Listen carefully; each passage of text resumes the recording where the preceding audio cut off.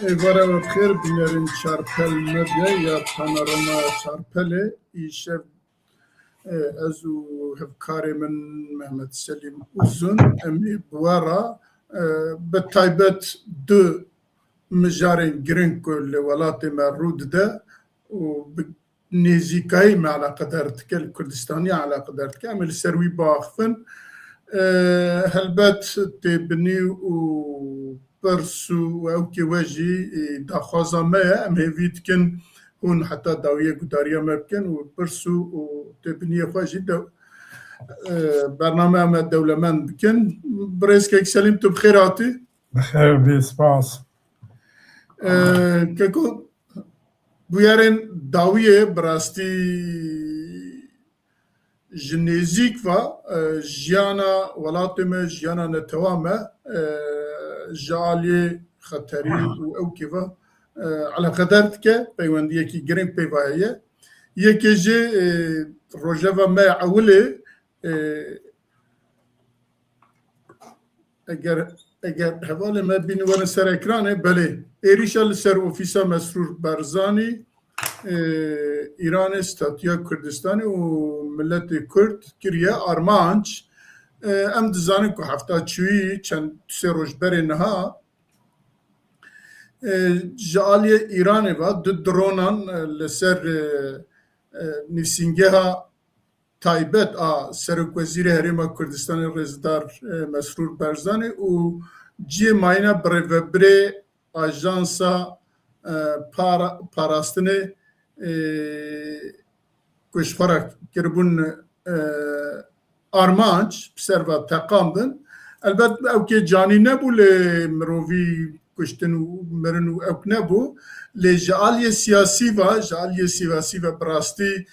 bandorekî giran e ya ji ewkekî helwestekî dijminane ye. Em dizanin ku Îran elbet dijmine yek ji dijminên welatê Kurdistanê ye û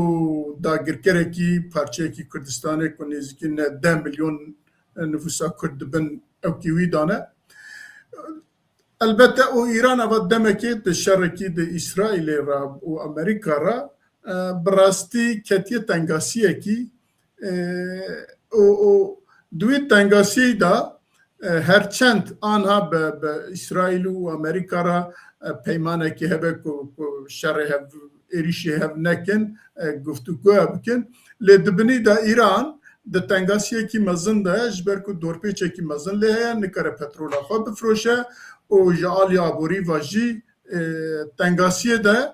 ji bo ku viya xirab bike, ji bo ku ewka bike, dixwaze hinekî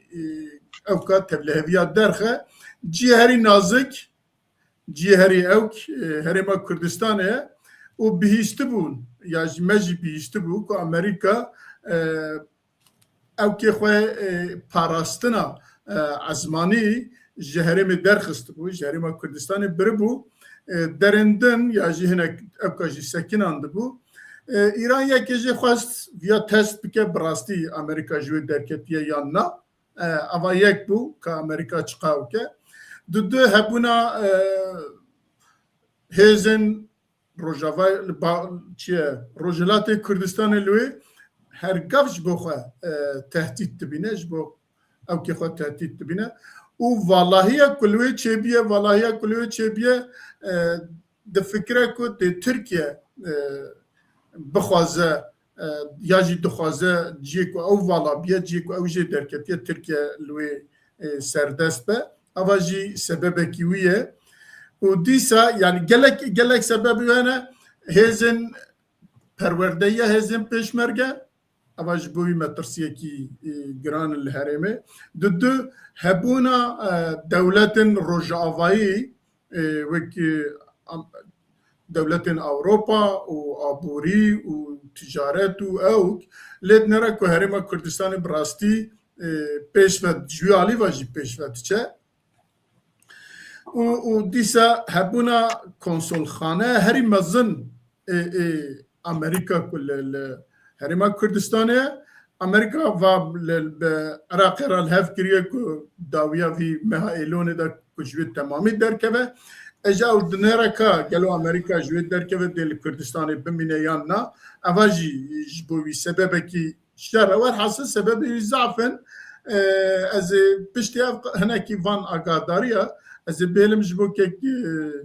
مثلی موزن که اوچت بیجه پاشه می دوام کی زور سپاس yani zanen ev demekiye nezi 2 salekiye erişen bi dronan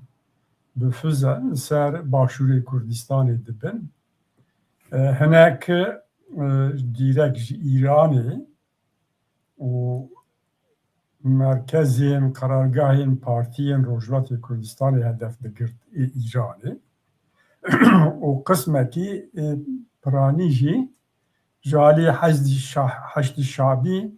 ji nav Iraqê de dibûn. Yani Heşdî Şabî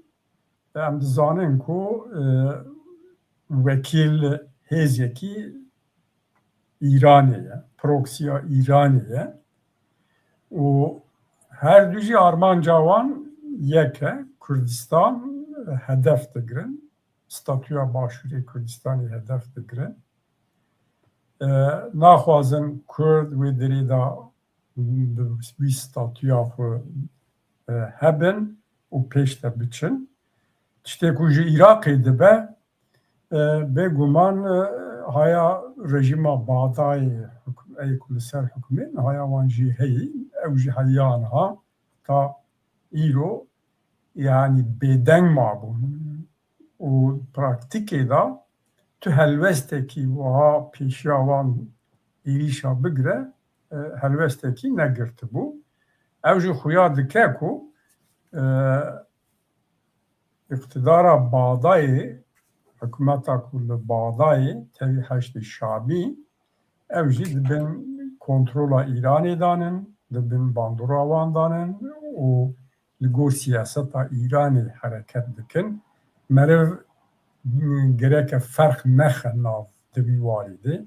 Çû İran, Iraq wek evekî xwe dibîne. Êdî wek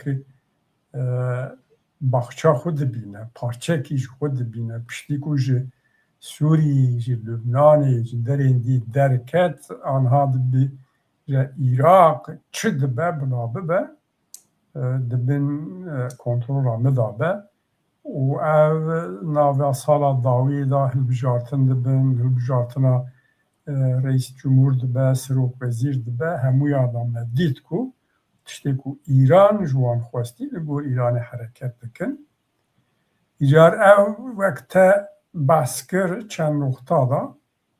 armanca wan êrîşa hemû di cîdanin tabî asıl armanca wan hedefa İranê û Heşdî Şabî û heta derecekî hikûmeta Bağdayê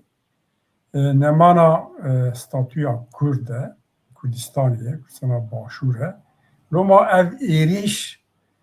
direk li ser serveriya Başûrê Kurdistanê ye. Başûrê Kurdistanê di qanûna bingehîn a Iraqê da wek hukûkî, wek siyasî hatiye qebûlkirin, bi statûya xwe, bi hêzên xwe peşmerge, bi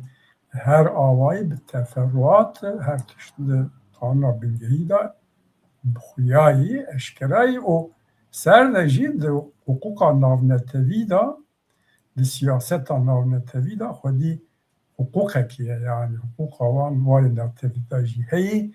Her çi qas federal be jî ama ew jî wek dewlet e û serveriya wê dewleta federal heyî. Tiştê ku İran dike ku îsbat bû ku ev dronên çi dibêjin hedîd 110 îmalata Îranênin û ji axa Îranê hatine. Çi dibêje bila bêje İran haya me jê tuneyî hinek wiha gotin ferq nake. Ji kontrola wan be, ji dervê kontrola wan be eger ji hududên İranê hatibin, İran rejima İranê berpirsiyar e û Kurd gerek baş zanibin ku ji dinyayê re jî bê gotin ku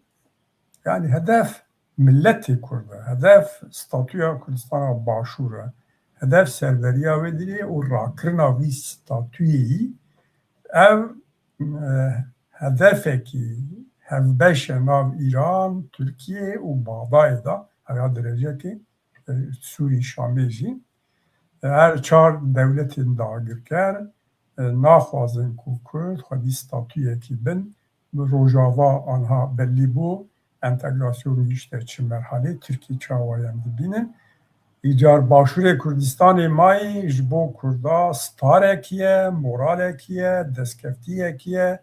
دزانن و اف در هدف کرتنه آری که ده هگومانیا نابرا ترکیه و ایران دا آری که ده شر ایران و امریکا و اسرائیل دا راستی کردستان بو هدفی وان ایریشا تواکو کردستان حکومت فدرال کردستانی به دفاعتن گوتن ام بیلایانن بیطرفن ام نه آلی طرفکینن و آشتی آرامی دخواستن هیا ایرو تشتکی نبوی لی ایران وکری اشکرا وک هبونا هیزن روجلاتا کردستانی اوک دکه دخوازه جی درخینه او ایریش tabi بهتر جوانی بری جداتره مساج ویجی گرانه لوما هیزن کردستان باشور گرک یا باش بنرخینن و هم بری ویا دیپلوماسیه که خورد بمرشینن حالی دنیا دا اری راکسیون در کتن امریکا پروتستو کرد شرمزار کرد اوروپا یکی اوروپا شرمزار کرد ولاتین کندا خلیجی و عربا اف کرن لی گوتن زیده اوک ناکه پراتیکی دا تشتکی نکریه امریکاش خو هنک سلاحین خوی گران و جوی دری کشانده بو پشتی وی ریشه بالونه کی را کرن جبو هوای کنترل بکه بکرتی آرمانجا به ایریشه اوه کو ایران جا امریکا و اسرائیل را دبیجه کو مادم هون وکالت ما هیزن وکالتی آمد دکن لبنان سوری و دری دی دخن و حشت شعبی جی هون وها دبینن و ای امجل کردا دخن تشتی کو نکارن دیرک هم بری امریکا اسرائیل بکن جو سری کردا در دخینن و جوی فرصات استفاده بکن کو ستاتویا باشور کردستان جورتی راکن جبر ویا yani hatiye nokte ku nokta ki xatere peyviste hezin başurên Kurdistanê êdî aqlê xwe bînin serê xwe serî da Partî Demokratîk Kurdistan û Yekîtîn Niştiman rojekî zûtir hikûmetekî ava bikin, parlamento aktif bikin, hêzên pêşmerge bikin yek û gavên bi hevra bavê jin nebin alet destê Îranê da, Tirkiye da ya jî hêzên dinê da. Kurd ber bi xeterekî mezin in di rojên wiha da eger tedbîr neyîsendin ev ê xirabtir bibe. Yek du tişt li ser heştê şabî bêjin. Heştê şabî em dizanin ku ji walatiya şerê dijî Daişê da derket ve çayê pêwîstî Amerîka jî hebû û mintiqê da lê haten noxteyê ku aniha di nav dewletê da, di nav Iraqê da bi serê xwe wek paralel îxtidar e, paralel eskerî quvwetekî, paralel hêze biryara dide û şikare şer îlan bike hem berê Amerîka, İsrail hem berê Kurda û hatiye noxteyê ku ji Daişê xirabtir, talûkettir bûyî. Ji xwe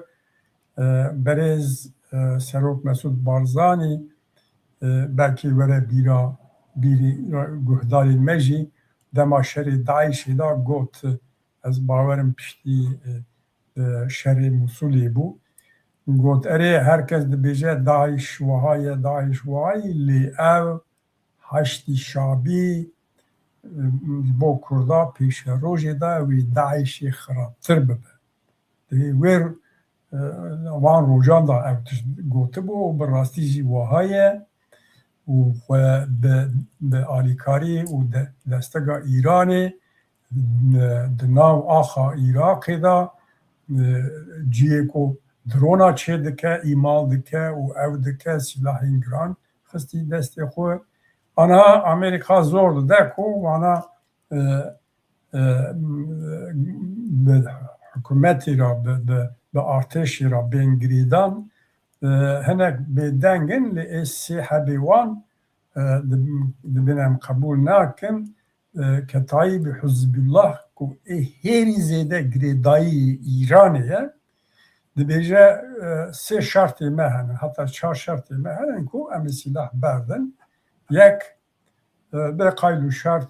Amerîka ji Îranê derkeve, Iraqê derkeve. Du Amerîka û Îran êrîş li ser ew ê êrîş bibire, êrîş neke. Telefona min têze. Sê dibe bila peşmerge jî ew bibe bê çekkirin û bê ew girêdayîn. Bi wan şartan em qebûl dikin. Ew ji tevê vateyê ku bi rastî bi her awayî dixwazin Kurda û statûya wan ji ortê rakin. Belê gelek spas. Elbet di vir de meriv dikare hinek behsa tiştê din jî bike. Meriv dikare pêje ya jî gumanekî wisa heye ku ev dorpêça Amerîka bi rastî Îran xistiye tengasiyê ji ber yani ji şerê ewlê Îran bêjin Amerîka lê dixist û İsraîl lê xist û nizam çi kir û filan kir bêvan kir ji aliya eskerî ve aliya wekî ve gelekî zirarê daye lê di vî lihevkirinê da tê gotin ku dorpêçeha ji bo Îranê biye zextekî mezin, zextekî navxweyî ku aboriya wan û xelq êdî tebata wî nemaye. Heta tê gotin ku sekreterê Konseya Ewlehiya Netewê ya Îranê Muhsin Rezayî hişyarî daye ku eger ev rewş wiha dewam bike dê Îran û ewkê Reuters ta jî nûçekî wisa derketibû ku eger wiha dewam bike dê Îran biryar bide êdî ne ku xwe biparêze ku jê bê ew êrîş bike yani ew êrîş bike ece ev nûçe wextê ku dertê em jî dixwînin ev êrîş ez dibêjim ya ewlê êrîşê Kurdistanê kirin zikê herî nerm Kurdistan dîtin Amerîka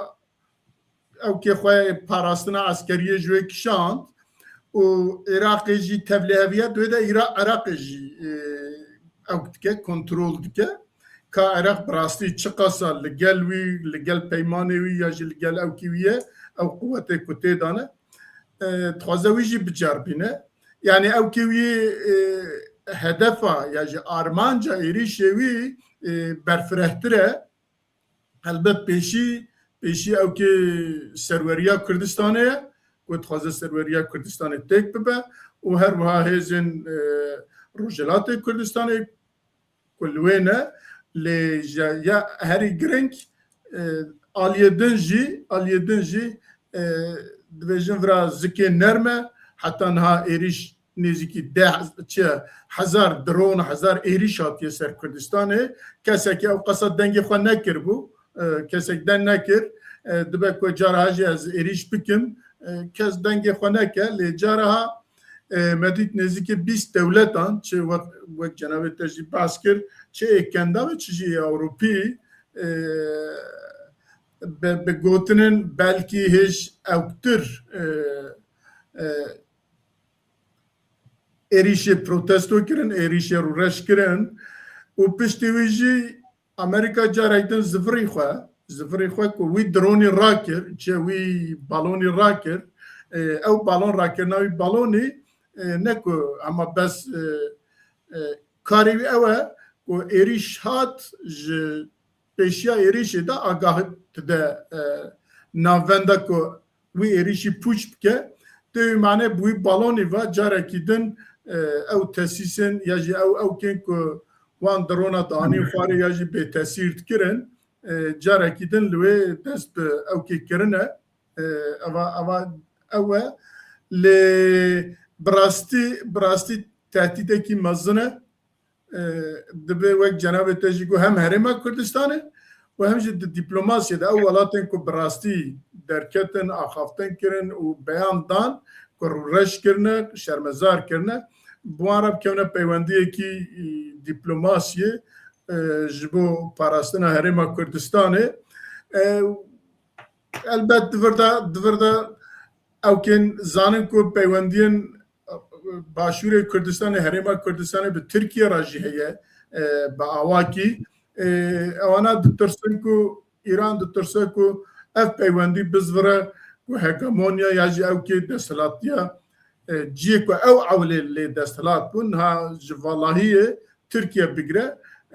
ew jî ewkekî wan e ew jî hedefekî wan e tirsekî wan e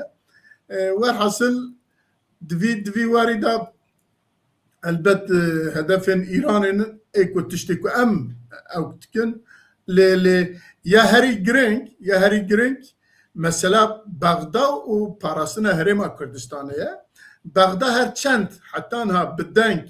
qebûl nekiriye nizamçi nekiriye lê heta niha tiştekî fiîlî li dij wan ewka tiştekî fiîlî nekiriye yani bêjin ewkê Îranê protesto nekiriye ya jî bi awakî ku meriv bikar be bêje temam Bexda ji bo wek eger axa Iraqê bi giştî be dibe axa xwe parêze û eger Herêma Kurdistanê be federalî be divê dîsa bi ewkekî heta niha hezar dron hezar heb êrîş hate ser cara ewilê ye ku bi devekî bêjin êdî şermok ya jî êdî nekarin tiştekî bêjin gotin em qebûl nakin vî tiştî ava êrîşê ser welatê me ye lê ji bo Îranê çi qasa me tirsîdar e ya jî çi qasa li ber çav digire Îran eva jî peywendiyê Îran û Bexda em dizanin ku zêde ye em dizanin ku di 2024 da dîsa 23 da Îran û Bexda ewkekî ewlekariyê çêkiribûn 2025 nû kirin lê ew jî di pîveka gelo çi qasa pêraya pêranîne eva jî alîkî ewkê Îranê bi sebebekî wî êrişî ku meriv dikare têda ji navê derxe ku Îran dixwaze wê derê bi giştî bizanbe ka rewş li wê çawan e ji hem ji aliyê Bexda ve hem jî ji aliyê Herêma Kurdistanê û hem jî ew dewletên ku direk bi Herêma Kurdistanê ra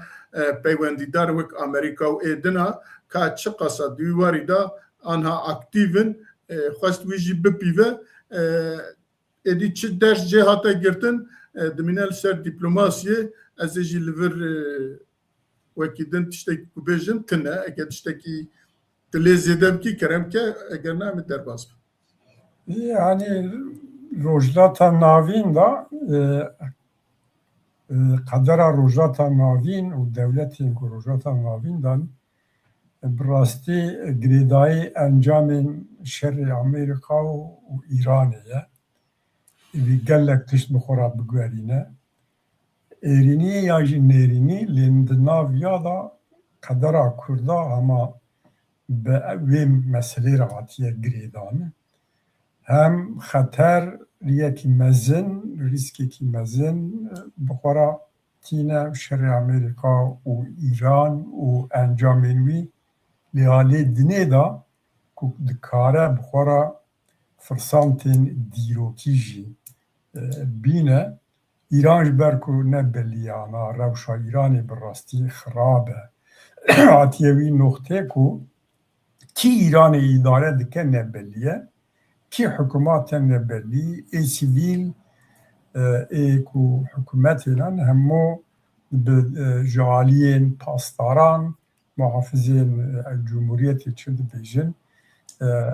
weka ku dest danine serwan û kî îdare dike tam ne belliye lê xuyayê ê radîkalê dîncî û hatine vê noktê ku piştî ku em çûn bila dinya jî biçî bila qîyamet rabe hatiye vî noktê wexda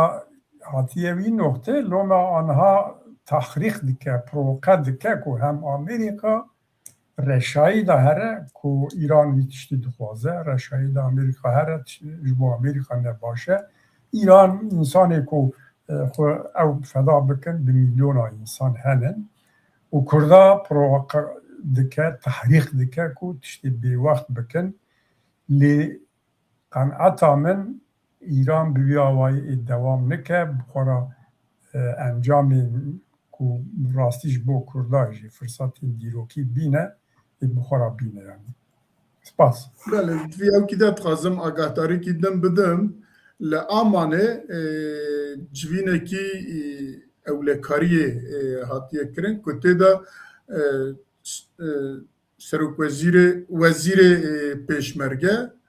ê Iraq, Sûriye û Ürdün li ser ewlehiya herêmê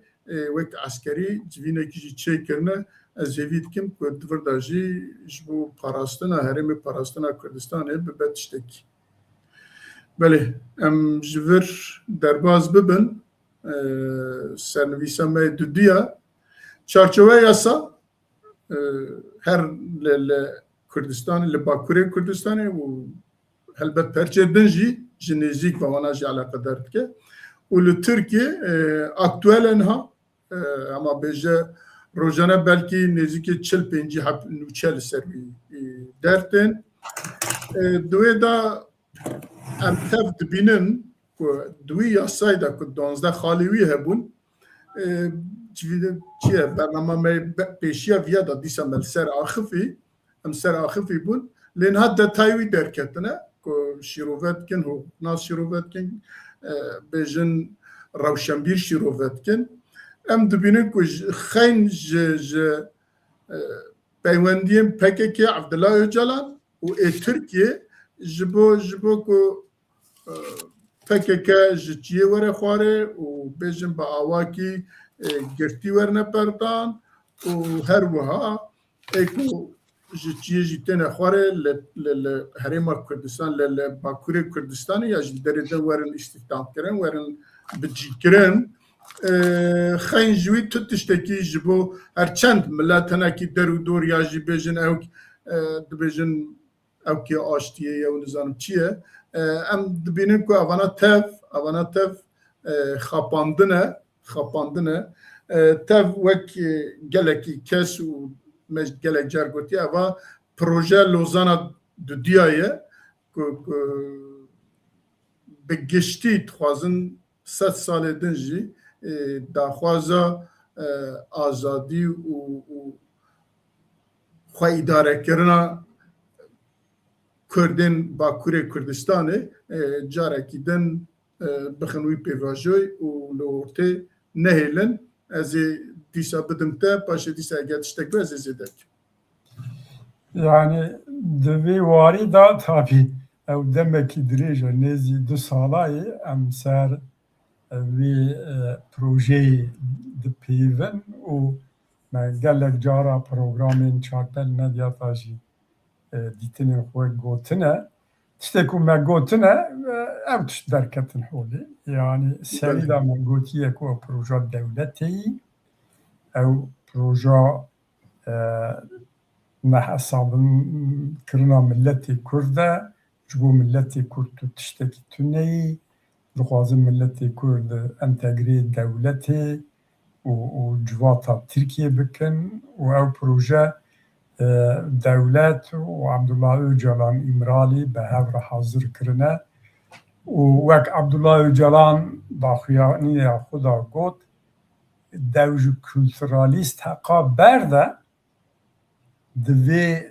çerçeveya yasayê de gotinekî bîle Kurd tune kelîma Kurd derbas nabe û li ser Kurda tiştekî nabêje tiştê diye gerem bêjin em tekrar dikin, em naxwazim tekrar bikim lê ez bal dikişînim li ser madda ewil. Madda ewil çi dibêje? Dibêje PKK, KCK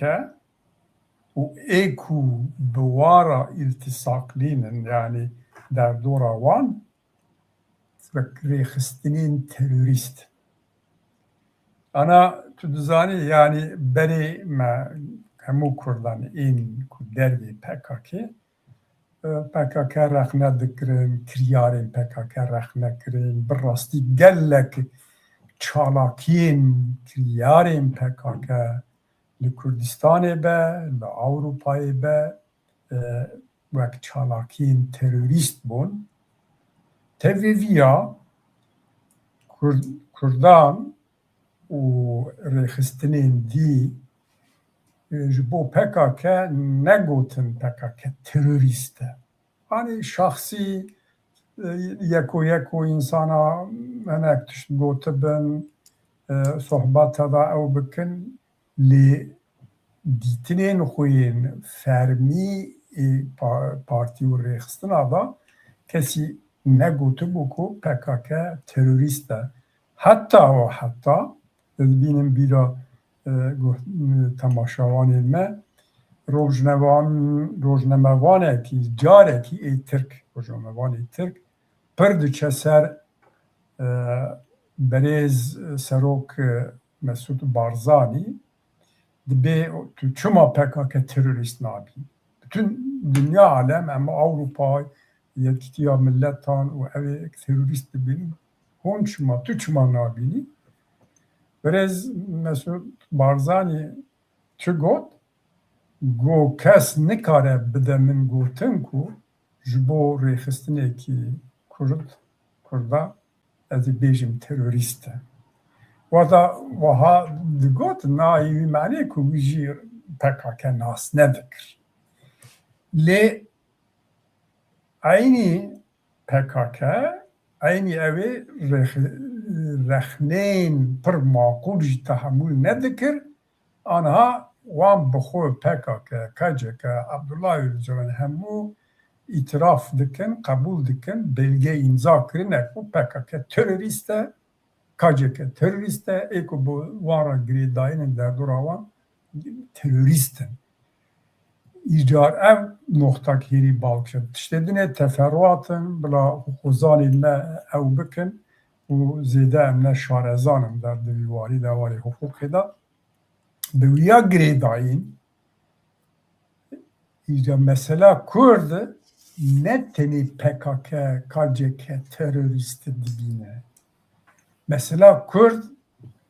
kî dawa heqê Kurda bike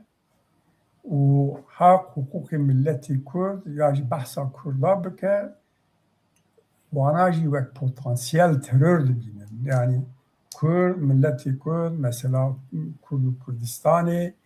û behskirina wan tiştan potansiyel çavkaniya terörê dibînin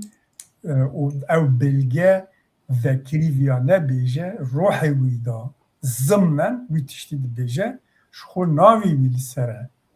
Projeya bê Tirkiyeya bê terör, navçeya bê terör û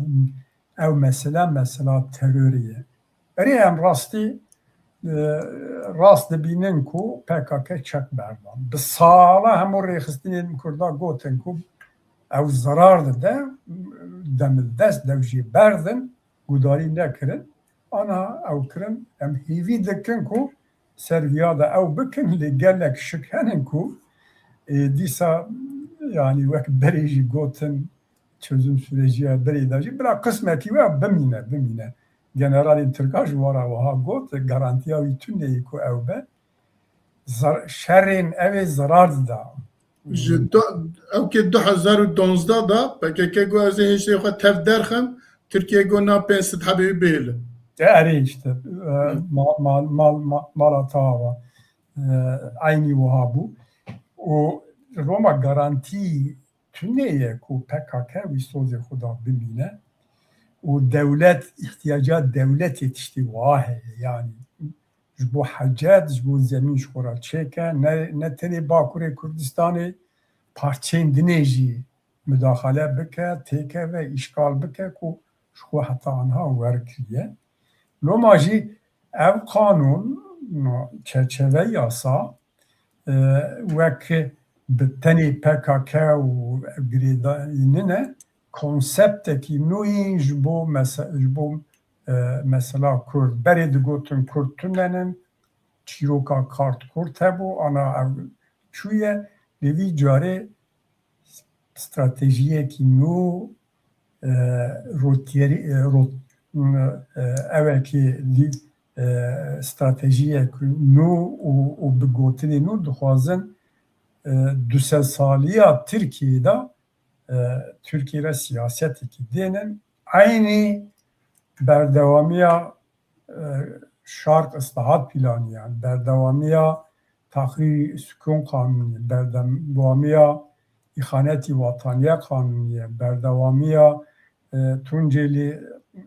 kanûnî, berdewamiya İstiklal Mahkemesi, berdewamiya Osmanlı Türklük Sözleşmesi ev hemû tişt anha senteza wan û wek zincîra dawiyê xelqa dawiyê ji bo Tirkiye mesela Kurda da ew kirin û vê carê Kurd bi riza xwe ku bi dewletê re û civatê re bên girêda xwe înkar bikin û bên girêdan bi vîya girêdayî tehlikekî mezin heye ên ku dervê xeta entegrasyonê û dijî xeta entegrasyonê vê projeyê derdikevin kînin ku em wek li ser xeta Kurd û Kurdistanê dibînin ferq nake kîja partî dibe mezin dibe piçûk dibe çi dibe heta şaxsa ê ku dibêjin Kurd wek milletin wek millet heqê Kurda heye qedra xwe tayîn bikin welatê wan coğrafya ku têda dijîn navê wî Kurdistan e zimanê ku dipeyivin zimanê Kurdî ye zimanê qedîm e lazim e bibe zimanê fermî û êperwerdeyî û her hiqûqê milletê Kurd heye kesê ku wan tişta biparêzin îca jî îro şûnda hem dewlet bi xwe û hem jî PKK bi xwe wan bi çavê terorîst mêze bikin ji wara bêjin hûn terorîstî dikin wayê hûn hemberî aştiyê derdikevin û vê projeyê têk biçin hûn dixebitin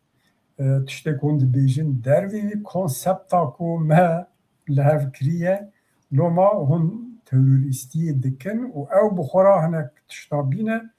lazim e ku hêzên ku li xeta millî danin jî aniha da ser wî bifikirin tedbîrê xwe bistînin û li gor vîya siyasetekî nû stratejiyekî nû biafirînin û gor vîya hereket bikin û vatiniyê wan jî hatine guherandin do me nav xelkê xwe da gund da berê dozdê îlûnê piştî wî propaganda ajitasyon dikir me xelkê xwe şiyar dikir ku Kurdin û evin me ewa me vasîfa me ew bû îro hatiye guherandin ên ku ji xwe re rê didin 6 milyon însan dem partiyê em ê wan çawa bizîvîrinin ser eslê wan a berê ku bedel dane kî zarê xwe dayê kî gundê wî çûyî kî ew çûyî ser mesela Kurdîtiyê de evê de anha di vê entegrasyonê re bûne malzeme bûne zemîn em ê çawa karibin wan bizîvirînin îca barê me giran e wazîfa me giran e û gor vîya em gerek perspektîfên nû dênin ber xwe têkoşînekî îdeolojîk polîtîk xurt lazim e ku Kurd milletin çi dibe bila bibe ew rewş konjektürel e îro wayî lê sibê bê guherandin milletê ku milletekî qedîm e û kes nikare ser 30 milyon ملتێکی قەدراوی تاین بکە ancak ew millet bi xwe bi îrada xwe dikare û em ji bo wan tiştan bixebitin û hem ewa dewletê li hevatina dewletê û îmralî û PKK deşifre bikin bidin xelkê xwe zanîn ku gelekî dibînin dizanin û aliyê dinê de jî bi rastî PKK bi dîroka PKK, bi derbasbûyîna PKK, bi kiryarên PKK û ev çil saliya tiştê Kurdistanê da kirin em bêtir bi zimanekî bêtir çêker, ilmî îqna xelkê îqna dike, akademîk lazim e xebatekî bikin di wî warî da hem akademisyenê Kurdan, hem nivîskarên Kurdan, hem rewşenbîrên Kurdan û hukukzanên Kurdan wezîfe wan dikeve ser milê wan ki bi bilga bi evê xelkê xwe ra wî tiştî bêjin û bo ya jî alîkarê ku siyaset dikin partî û rêxistinê Kurdî bibin ku xeta netewî a Kurdistanî xurt be. Rêya me ev e, çara me ev e, nabe ku em ê tenê bêjin wala wehayî wehayî lê em çi bikin di wî warî da bêtir em ser wan tiştan bisekinin. Belê. Elbet ew qanûnên ku derketin ew yasa ew ke ewila me ji serî heta binî wek cenabê te jî behs kir Kurda wek potansiyel Kurdên ku ji bo welat û ji bo ewkê xwe û hemê Kurdistaniyan potansiyel terorîst dibîne ji bo xwe. Qanûnekî wisa derxistiye û ya divê qanûna divê Kurd terorîstin û her wiha Abdullah Öcalan jî û PKK jî divê rast e em terorîst bûn tê wî manayê ku Kurd tev ê ku doza netewa xwe bike, doza welatê xwe bike, doza hebûna xwe bike, doza Kurdistanê bike li ber çavê wan dibêjin terorîstin û dixwazin viya ji dinyayê ra jî bidin qebûlkirin. Dinya jî aniha çavê xwe girtiye nizanin ka dê çawa bibe lê bi rastî ewkekî helwestekî çi qasabê jî metirsîdar e û helbet netewa Kurd viya cara ewlê nabîne di Qoşkirî da dît, di Dêrsim da dît, di Şêx Saîd da dît, werhasil di Araratê da dît lê ku Türk û helwesta Tirkî çi bû îro jî heman helwest e lê welatparêzên Kurdistanê çawa ku ew çax ji wî çaxê heta niha hê jî doza welatê xwe dikin, doza azadiya xwe dikin, doza netewa xwe dikin dê em pê bawerin û hêviya me tu car naşkê ku dê welatparêzên Kurdistanê û êku di doza azadiya Kurdistanê de ev qasa gavekî bav ji dihemiya da dê vî karî bernedin û vî karesatî qebûl nekin ji bo wî jî aniha ez li herêmê me ez zanim ku li her kesekî dengekî dertê çawa dibe ku ev tişta wiha hatiye qebûlkirin gelo me ew qasa 50,000 xortê xwe beredayê da kuştin ya jî 6 milyon Kurdê me ji cî warê xwe bûn koçber bûn çûn li sergoyê metropola nan top dikirin dixwarin û 5,000 gundê me şewtî gelo eva tev ji bo wî ye me ji bo çi ew kir xelk pirsa vî dike û helbet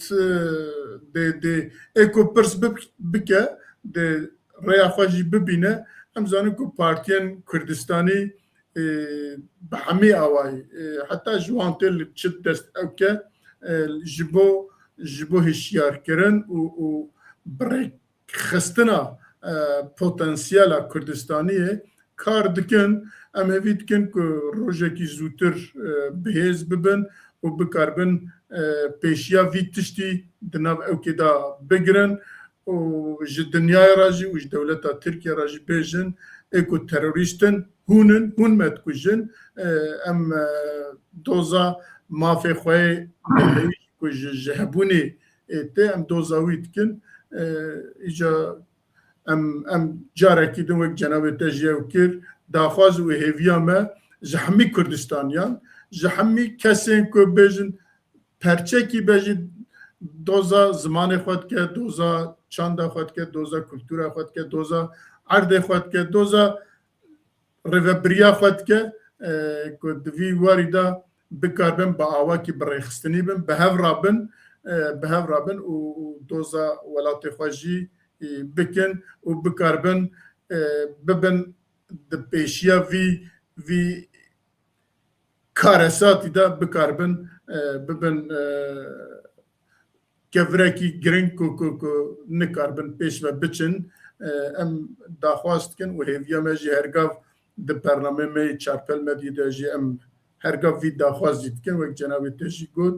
اگه تشتکی دنتنه به امی خودی yani ser ama notinate davi dixwazim ser tiştekî bêjim yani tendî çawa ey raqîbê da dibêje kes nebê Kurd dimirin Kurd zîn anha gelek caran dîroka me ya nêzik da dijmenên me jî gotiye vay Kurd mirin mesela Kurd çûn gelekî dîtine temaşawanên me jî demekî karîkatûr hebû piştî mesela Şeyx Saîd Efendî karîkatûrokî çê kiribûn tirka rojnama xwe da digotin mezelekî çê kiribûn ser Kurdistan lê ew kê bû lê şerê Araratê bû erê Kurdistan di vê dîrê da meftûn e yani mefhûm lê newiha bû me hevalekî me hebû İstanbulê jî Îranê bû işletme fakültesî İstanbulê da dixwast rojê du posta ajanên Sawaqî dû wî bûn rojê yek heta nîvro du kesê dinê jî nîvro heta diçû mala xwe waxta piştî Humênî hat û şah ket balatî çêbû ew hevalê me dûra şehîd ket li Îranê İsmaîl Qadirî rehmetî çû sê mehma hat gaya û kek Mehmedê got me digoqê millet miriye tiştemaye Kurdistana rojhilata têda got Kurd weka ku ji axê çawa giha derdikeve got wiha bûye got 2 kilometre 3 kilometre gundiyê xelketî dorê ku sîlah bigire xwe wek peşmerge qeyd bike got wek ewekî nû çêbûye ku berê tedî partî nemabû tenê Abdurrahman Qasîmlo ew ji Çekoslovakya bû û di endamê Komîta Merkezî kes nizabûn çî bû jî gelek cara dîrokê me ya nêzik ew îsbat bûye dixwazim çi bêjim rewş demkî ye konjektûr e ew konjektûra xirab da bi taybet li Bakurê Kurdistanê xelkê me di bêdengiyê dayî wextekî Kurdê xortekî Diyarbekirî gotibû abê wala Kurd xalqê ölü taxlîdî yapî ölmemiş aynî wiha ye anha ew konjektûr wexta bêguherandin wê tûfanekî rabe ê me şaxsen tespîtekî min heyî ez dibêjim milletperweriya Kurda neteveperweriya Kurda a ku xuyayî 10 qatî wî a dizî heyî a bastırılmış neteveperweriya Kurda heye ji ber tirsê ji ber zulm û zordariyê ji bo tehdayê ji bo bêhêvîtiyê bo bêçaretiyê nade derlî wexta valatiyekî çê dibe denge tê guherandin konjektûr tê guherandin ew neteveperweriya ku diziye û wek volkana binî da dikele Kurdistanê da ew heyî em ya dibînin û xefîf konjektûr bêguherandin شکستنێکی چێبە بە تایبەت لە تورکیە hûn bibînin hemû hereketên Kurdî rewşên wiha da hinek tişt destxistine. Başûrê Kurdistanê em dizanin peşmerge 5-7 sal şer kir dawiyê da ket çi halê lê rewşa ku hate guheranin Iraqê cehşên Kurd 180,000 cehşên Kurd hemû çûn Kerkûkê wan girtin gotin mam Celal Keremke Kak Mesûd Keremke em teslîmî we dikin. Cehş wata rojevî hat ji ber wê yanî wata em dibêjin rewş xirab e wiha ye ew nayê menê ku bi rastî ewa timî wiha be em moralê xwe xirab bikin. Na baweriya me xurt e, îrada me jî xurt e û em bawerin ku rojê Kurda ê were çawa li başûr bû xwedî statûyekî valatiyekî derket rojava çawa bû xwedî evekî parçên dirê de jî wiha be anha xelqa hêrî zayîf Îran û Rojhilatê Kurdistanê spas dikim. Belê. Gelekî spas dibêjin eger tu pirsekî ya jî têbiniyek tune be em ê bernameya xwe li vir bixedînin tune ye. Belê bînerên Çarpel Medya carekî din spasê we hemiyet kin ku heta nahûn bi me re bûne û her wiha spasê kê kozan dikin ku li pişt perdê heta nah me îdare dike û spas bo Kek Selîm jî me heta bernamekî din hûn tev bimînin xêr û xweşiyê de bi xatirê we êvara xweş.